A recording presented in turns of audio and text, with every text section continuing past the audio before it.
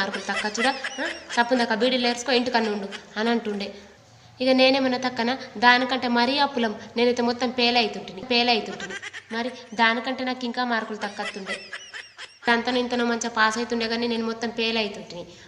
చదకనే పోతుంటిని. Vote ఎంత ఎదినా కానీ గుర్తుకే ఉండకపోతుండే నాకు. ఇక మా దోస్తుకు నేనేమంటుంటిని, పొర సప్పుందాక బీడీలు నేర్చుకుందాము, రోజు ఇంటికన్నా కూర్చుందాము, స్కూల్ కోవుడు ఉండదు, చదువుడు ఉండదు, తిట్లు ఉండయి అని అంటుంటిని. అదేమని తిడుతుండే, బొమ్మెడ బీడీలు నేర్చుకుంటావా నువ్వు, నేర్చుకో, బీడీలు నేర్చుకొని రోజు బీడీలు వేసుకో, నాకేం అవసరం లేదు, నేను చదువుకుంటా మంచిగా, టీచర్ అయితే నేను చదువుకొని అని అంటుండే. నిజంగానే అది చదువుకున్నది, మంచిగా టీచర్ అయింది. నెలకు 20,000 దానికి వస్తున్నాయి, నెలకు 2 ఏళ్ళు బీడీలు అయితే నాకు వస్తున్నాయి.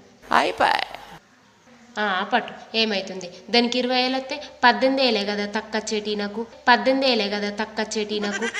మరి ఇప్పుడు మొన్నటిదాకా సర్వేకి వచ్చిర్రు, అన్నీ డబల్ జిరాక్స్ కాగితాలు ఇచ్చిన నేను. మనకిప్పుడు గృహలక్ష్మి